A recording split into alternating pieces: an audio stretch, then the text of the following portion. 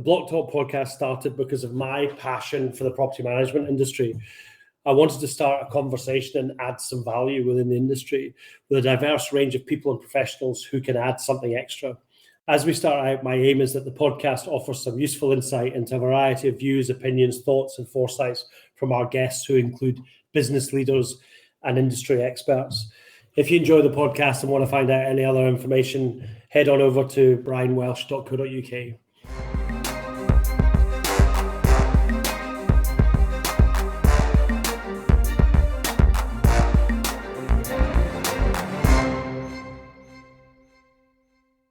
Hello and welcome to another edition of the Blocktalk podcast with me, Brian Welsh, and Jax Bruce.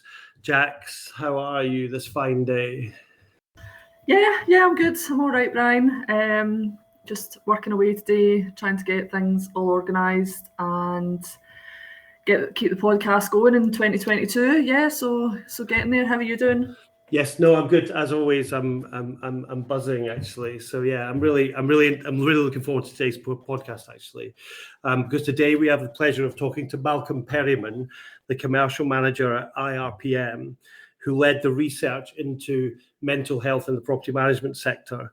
Malcolm has been with the Irpm for almost 2 years now, and prior to that, he was an affinity and sponsorship manager at the RICS. So Malcolm, good to have you on. Welcome. How are you doing? Thank you for having me. Yes, I'm very well, thank you. Good. So I suppose the big thing that we want to talk about today is the report that you've been involved in and produced, an industry wellbeing survey report for 2021. The information in the exec summary in that was pretty hard reading, actually. It's a bit of a tough read. Can you tell us more about that and why all this research began? Yeah, I mean, it was a difficult read, definitely. I mean, I think it's well known that property management is a really tough job. Yep. And that members are prone to, getting stressed, anxiety, burnout, but no one had ever quantified that before or put a marker down, so we could start tracking where things were and where things were going. So we worked jointly with Armour on this survey, and that's because they basically had the same idea at the same time. They were hearing about increased reports of abuse of property managers. Yeah. And they wanted to understand what was going on, what the scale of it was, what the nature of the problem was, put some definition and terms on it. Because we were both thinking about the same thing at the same time, we decided to team up. And that's how the survey came about. Okay, interesting. Yeah, I did. I read it. I read it a bit of time ago, and then I kind of refreshed on it earlier today. And the thing that kind of struck me was that you received over 700. I think it was about 740 odd responses, and I mean that's a pretty high number. Do you think that in itself is an indicator that this is an area of real concern and interest to people? Oh yeah, absolutely. Yes. Yeah. People wanted to put out there what was going on and how they felt. That was clear. The other remarkable things about it were 100% of people completed the survey, and it wasn't short. It was a 42 question survey. Wow. So to get 100% completion rate is indicative in its own right. And there were also over 200 verbatim comments, which is a very high proportion of people leaving comments. And a lot of those comments were really, we're just pleased someone's listening, because we don't necessarily expect solutions to these things. I read through, and my colleagues, we all read through every single one of the verbatim comments. Okay. That's that. Yeah, I read that in the report. That was that, to get that level of feedback, because normally, people, when they do these sort of surveys, I guess they just kind of can't wait to get to the end of them and things like that, especially if they're reasonably long. But to get that level of interaction is brilliant. Did you and when I dare say they kind of came in at different times. So what were your kind of impressions when you started to see the results coming in? Was there any expectation of what you expected to come in, and how did How did your kind of first impression when they started dripping in? Yeah, I mean, we did know that it was going to be bad. Right. Okay. I mean, people frequently use the phrase that they're shocked but not surprised. Yeah. Which seems like a bit of a contradiction, but IRPM is a small enough organisation to be accessible to its members and to be close enough to its members to know what was going on and how people felt. But when you look at the numbers, they can accurately be described as being shocking. Yeah. One of the things that we did was use 3 questions that the Office for National Statistics have used for many years, called the Measures of National Wellbeing, and they track how happy people are, whether they feel their life is worthwhile, their overall, feelings of well-being. And because we asked those questions in an identical way with our members, we were able to then, compare those to the overall sentiment of the UK population. And, it was bad. I mean, our members come out in the bottom quartile for those. Wow. The first set of data we compared to was really, really bad, but actually ONS then released some data to do with COVID that coincided more accurately with when we ran our survey, and actually the whole of the UK had deteriorated in its well-being.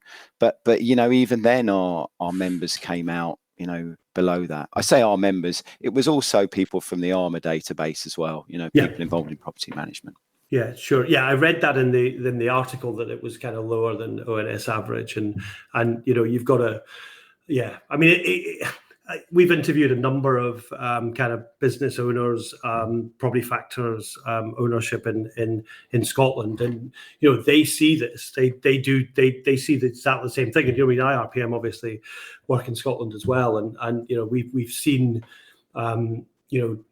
people saying that it is it's not an easy job, and abuse is just unacceptable and these sort of things. Yes, yeah, completely, yeah. Okay, so I read a part in the exec summary of this where I think the people talked about 90% of staff can't see themselves staying in the sector for the next 3 years, whilst 29% were unsure. But then it went on to talk about people that were involved in the cladding crisis. And so you asked people about that during this. Can you tell us more about why this is so important to explore and deal with? Yeah, so the reports that ARMA were receiving about increased levels of abuse were heavily linked to the cladding remediation crisis. So by asking the question, are you involved in buildings that require cladding remediation, allowed us to compare the 2 halves of the survey. And it was nearly 2 halves, because the split between those who were and weren't involved in cladding remediation was nearly 50-50. So you could then look at the survey, all of the responses, through 2 lenses. And the reality was, cladding took the situation from bad to worse. It wasn't like, life was a bowl of cherries for people that weren't involved in cladding remediation. Yeah. But it did make things worse. People were under greater pressure in all areas of their working life. So from their company, from their leaseholders, from the freeholder, from line management, the pressure was increased if they were involved in cladding. They did feel better supported. I think a lot of things had been pulled out for people that were involved in cladding remediation in terms of senior level support. So they did feel slightly better supported than those that weren't. But as I say, it just made the situation go from bad to worse if you were directly involved in cladding remediation. Yeah, I read a statistic in your report that said the people who were through that cladding lens that were involved in cladding were 90% more likely to have left the sector in 3 years' time compared to people who weren't. I mean, that is an exceptionally high number. Yes, that's right. Yeah. I can't remember the statistics off the top of my head. you know, you're still looking at the majority of people saying, I will be here, you know, in 5 years' time. But cladding is clearly, you know, really weighing in badly on people's, you know, sense of well-being and their ability to cope. So it did make a big difference in their attitude to whether or not they thought they would stay. Okay. Yeah. No, that's you know, there's a lot of stats in here, and I guess that, you know, you now have a benchmark and to then, you know, if you do these year on year and things like that, to see where the movement in the market is or in the industry. Yeah, absolutely. You know, that's one of the commitments that we made, is to repeat the survey on an annual basis. And to track and report honestly and ask people to tell us honestly, you know, how they felt. Okay, so you have this information. How will you use the report to create positive change? And what does the future look like? So, you know, I'd say for your listeners that are interested in completing the survey when it comes out again, we're currently working on it again jointly with Armour. And it should be available from the 8th of February. Certainly look out for it from that date if you want to participate in it. That was the same time it was launched last year. Yep. We also worked with Armour on producing a plan because there were some clear areas that were shared between many of the respondents that we thought we could act on. So a number of people had identified that, you know, if you go on public transport, you frequently see posters that say, we don't tolerate abuse of our staff, you know, and we're going to prosecute you if you abuse our staff, and you're not going to be able to use public transport. And people were looking for the property management sector to do the same thing for them, you know, just to make a clear stand and just say abuse of staff isn't acceptable. It's not something that we will tolerate in order to, you know, retain contracts. It doesn't come with the territory. It shouldn't do. That's what they wanted. And with Armour, we came up with this unreasonable behaviour policy. It was something that Armour had in the past, but this was a chance to really revamp it and bring it to the fore.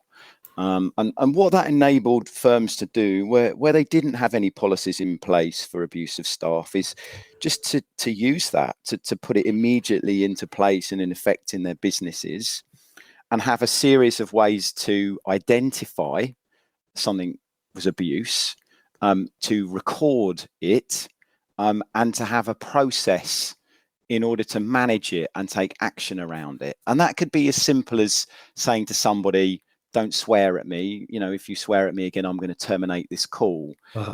Giving people some simple processes that would empower them to deal with that situation, and so that they could fall back on those things and say, I recognize this, it's abuse, I don't have to accept it, therefore these are my processes. And that's something that people have come back to us and said, thank you, because we've put that in place at our organization. And it doesn't stop abuse, but it gives us a method and process around it so that we're dealing with it in a fair and consistent way, and documenting it when it happens. So that was one really important thing. On the issue of sort of communication with consumers, with leaseholders, the property management profession is committed to, you know, transitioning to a consumer sort of customer focus led culture. And it was essential that, you know, what we saw in the survey didn't turn into a blame game where it's like, you know, all those leaseholders, because leaseholders are having a hell of a time. Everyone's been under pressure from COVID. There's extra demand on services because people are working from home. They're trapped in their houses, you know, in many cases.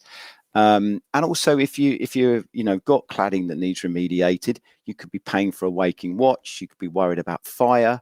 You might have had a zero valuation on your property. So it's a really bad time for leaseholders as well. So one thing that was identified is the need to support our members in their communication with leaseholders, and a series of documents and guidance notes and web portals were created for members to be able to talk clearly and with in graphical form about building safety to leaseholders, to explain what was going on, particularly with the Building Safety Fund, and explain the processes and explain the complexities to them. So, and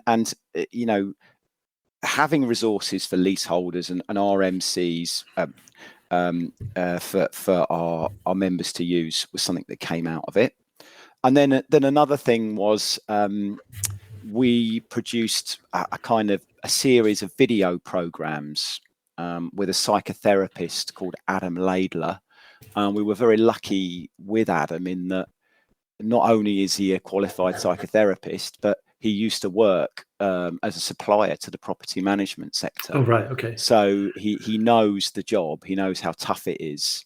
And he's able to relate, things that would otherwise be abstract to our members, to property managers. And the videos were really there to equip people with knowledge about what's going on, in their bodies when they have emotions. The fact that chemicals in your body are developing these fight or flight, reactions to situations. And just to understand that, to understand what to do about it, how to process those, and give people some techniques so that they could de-stress themselves at the end of every day, so that they weren't carrying these things with them, for weeks, months, or years, without end. And what I hope, and what the final program tells us, is people in the sector kind of believe that they're more comfortable talking about well-being, and they're able to discuss these issues, with more clarity. And just be able to discuss them full stop without fear that somehow it's a sign of weakness. So those three things were they've all received really excellent feedback. It's a drop in the ocean, and there's many hard miles that still need to be done to address this situation and create a situation that's better for both property managers and the people that they're working with, the leaseholders, the residents on a day-to-day basis. Yeah, but that's really good to hear. But and there is a long way to go. But you've taken that kind of first step by doing this, and you've it sounds like you're almost putting in place a kind of best practice for people who, if they to deal with these things on a daily basis, and all these things you're putting in place is kind of it's there to help them. And if people are using things that are common across the industry, then steps will be taken to improve it, I'm sure. Yeah, I mean, in fairness to the employers, 66% of firms already had sort of active well-being practices or policies in place at their organisation. So it was something that the employers in the sector had recognised, and in many cases had taken action on. I think things like the unreasonable behaviour policy are really helpful for SME firms who just don't have the time or the capacity to come up with these things themselves. So it's a sort of drag and drop document to add into their policies and procedures.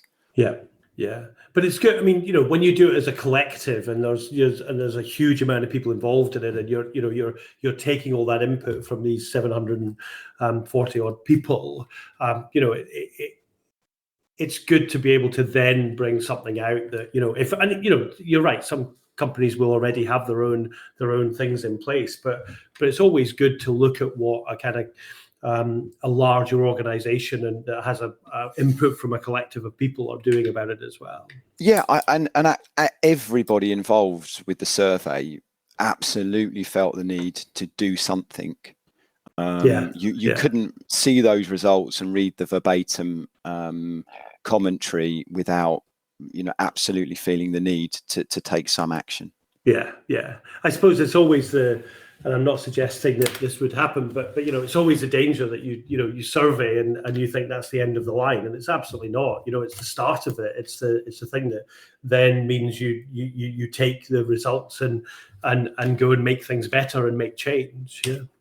Yes, 100%. Though the situations are complicated, and whilst they're not intractable, the solutions to them aren't simple. There isn't a magic wave to wand, a magic wand to wave. Some of them are cultural, some of them are circumstantial. Some of them are to do with business models, and the whole thing, is going to take a big effort to try and make progress on. Yeah. Well, thank you very much for that. That's been hugely interesting, and certainly great for me to talk to you, having read the survey report. At this point in the podcast, Jax cuts in and asks you our 3 quirky questions that we do with everybody at the end of the podcast. So, Jax, over to you. Yes, a very serious podcast, and now we're going to lighten the mood a little bit, Malcolm. So, finally, our 3 quirky questions then, the first of which is, what's your biggest failure across your entire career, and what did you learn from it?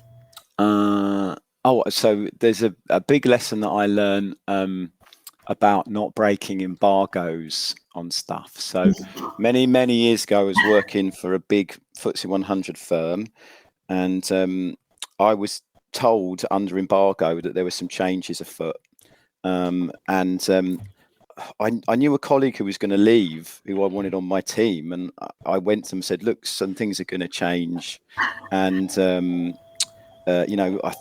reconsider your decision to leave. So I spoke to them. They, of course, spoke to someone else who spoke to someone else who spoke to someone else. And it got back to the managing director, and I was invited to a meeting with the managing director. It's the only time I've ever been invited to a meeting in a car park, and I got a strip torn off me. But I learned my lesson. I've never again broken an embargo, and nor am I likely to, I think, as a consequence of that.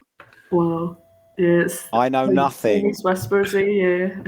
That's my response now. Yeah, I don't blame you. I don't blame you at all. So if you ruled the world for a day, Malcolm, what would you do? So I would ban felt tip pens. Personal experience of felt tip pens? So I think kids. I've never seen an adult using a felt tip pen, and they certainly shouldn't be given to children. What's happened at home, Malcolm? Well, they're wet, aren't they? And it sinks through the paper, it makes a mess, they don't come off the walls. And then all the plastic, like there's thousands of them in every house, they go dry. They're just really awful things, and they have no practical application for, an adult life. So I would ban them. That's brilliant. That is a good answer. I like it. So when you're 70 and look back at your life, what will you be glad you did or feel proud of? Something you've either done already or something that you want to do? So I'll be pleased to make it to 70 is the first thing. And I'll give a shout out to the further education, sort of technical education sector here. So I worked on a project called World Skills London 2011. And these World Skills events, no one's ever heard of them, but they're where all the education benchmarks for the vocational sector come from. And it was an event that a team ran.